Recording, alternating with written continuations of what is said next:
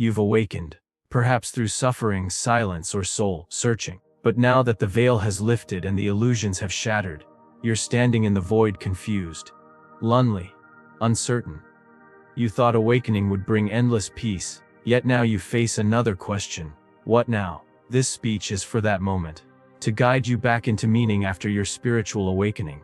Certainly, here's an expanded version of that keynote section in Carl Jung's style, without the heading. The experience of spiritual awakening often feels like a profound inner death. It's not the kind of death marked by the absence of breath, but rather the disintegration of everything you once believed yourself to be. Your attachments, roles, expectations, even your ambitions, begin to crumble like a house built on sand. You may find yourself standing in a silence so deep it terrifies you. What you once called me dissolves, and in that dissolution you feel naked, unprotected, and stripped of identity. But this collapse is not a failure. It is the natural unraveling of the false self, the persona carefully constructed to meet societal expectations, parental approval, and unconscious fears. It was never you, only a mask you wore for safety, belonging, and control. Jung referred to this as the persona, and he warned us not to confuse it with the totality of who we are. The moment the persona dies, what remains is not a void, but the raw, sacred space in which the authentic self can finally emerge. This is the beginning of the individuation process, the sacred alchemy through which your deeper self, the self with a capital S, begins to take form. It is messy, painful, and disorienting, but absolutely essential. Without this ego death, you cannot be reborn. Without the cracking of your illusions, no light can enter.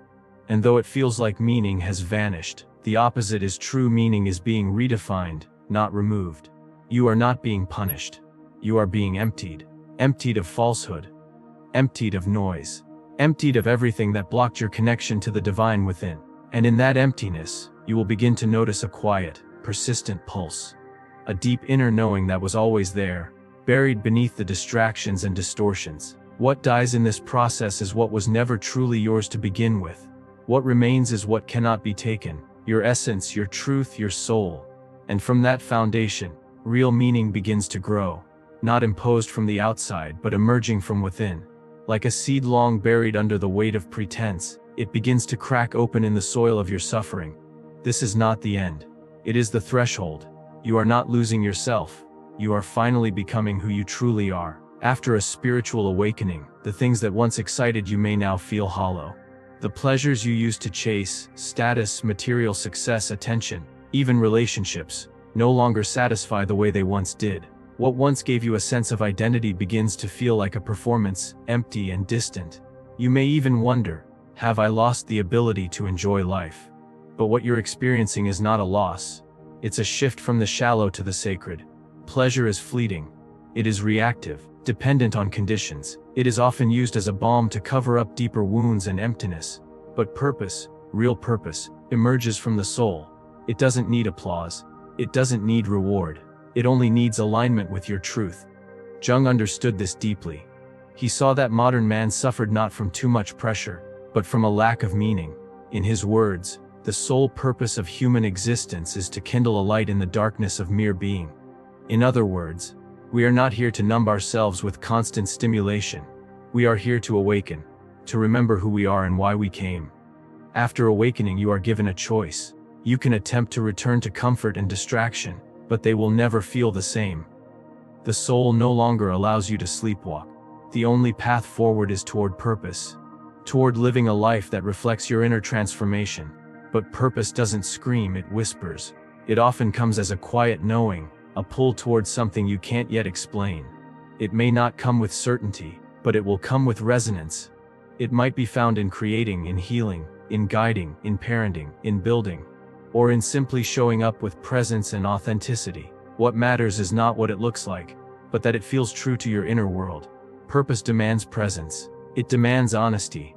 It often asks you to stand alone, to walk away from what's popular, and to serve something larger than your ego.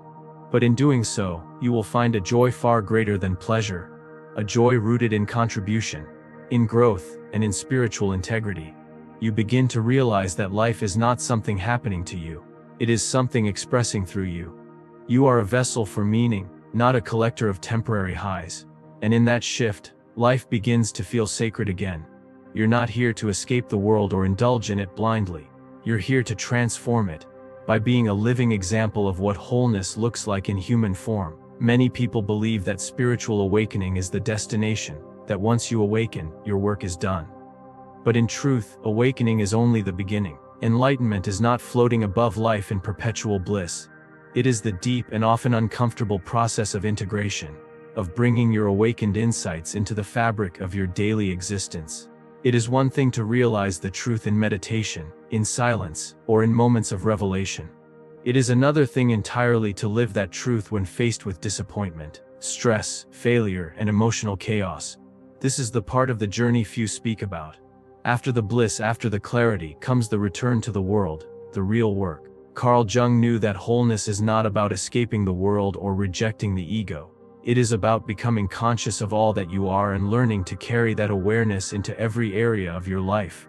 You see, spiritual awakening often gives you a taste of the transcendent, a moment of stillness, of timelessness, of pure presence.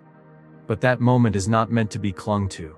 It's a glimpse, a reminder, a call to bring that same sacred awareness into how you treat your partner, how you respond to a rude comment, how you face financial hardship, and how you forgive yourself for your mistakes.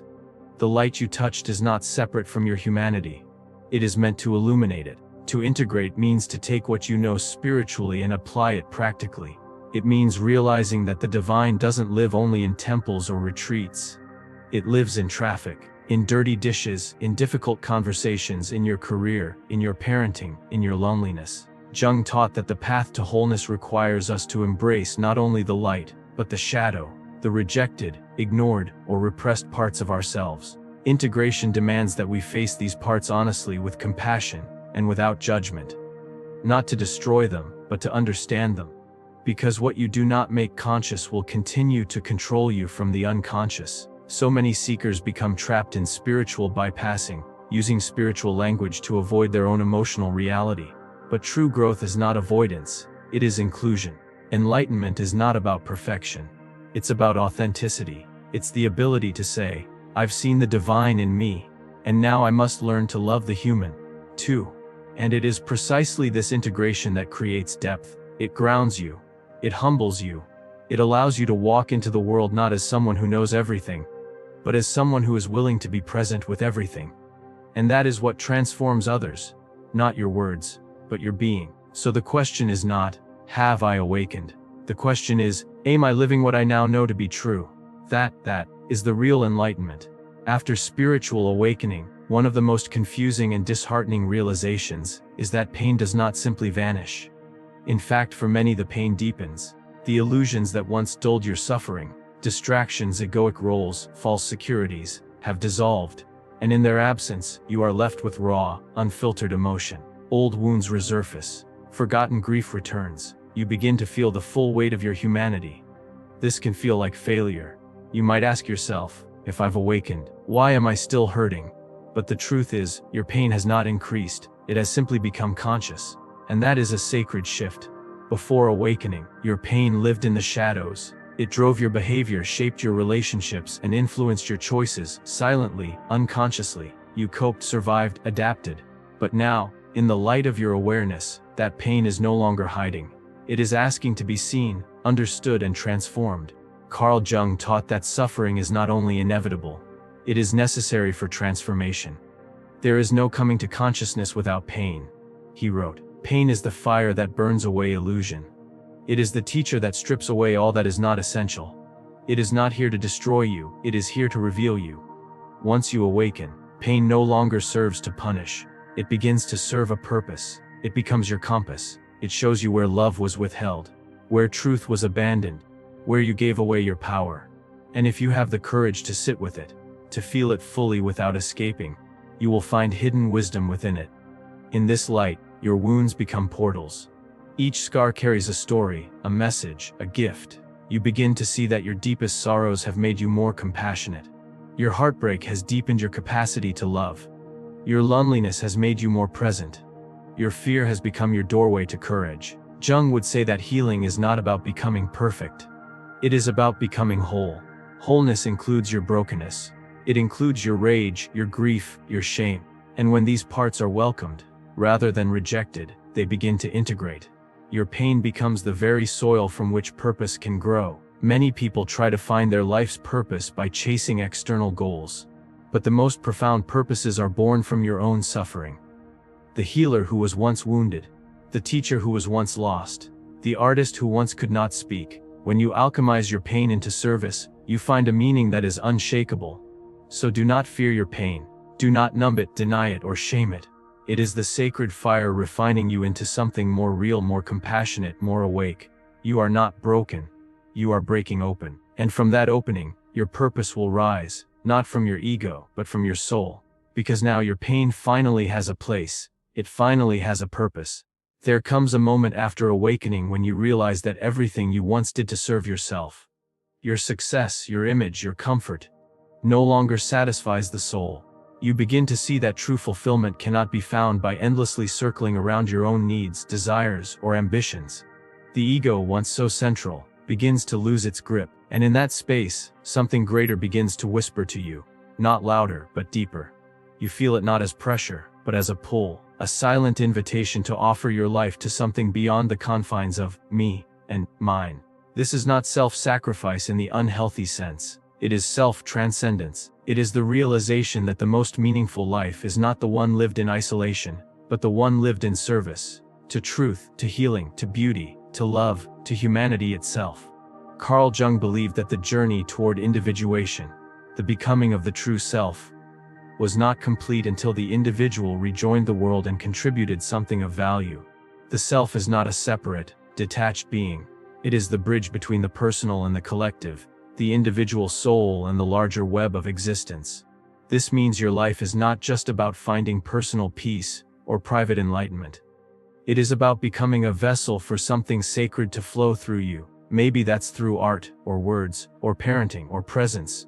Maybe it's in how you listen to others, how you forgive, how you hold space for those still lost in the very darkness you've now emerged from. Service is not always grand or visible. Often it is quiet and unrecognized. It happens in moments when no one is watching. When you choose love over anger, patience over pride, truth over convenience. It's found in the courage to speak your truth, to lift others up, to live with integrity even when it's hard. In this way, meaning is not something you find, it's something you become. You become the meaning. You become the offering. You become the lighthouse for those still caught in their storm. And paradoxically, when you surrender your life to something larger than yourself, you are given back a life far more meaningful than anything your ego could have constructed. The emptiness you once feared is replaced with a sense of rootedness, of alignment, of quiet joy. Jung reminded us that wholeness is not achieved by cutting off parts of the self, but by embracing the totality of who we are and connecting that wholeness to something larger than our personal story.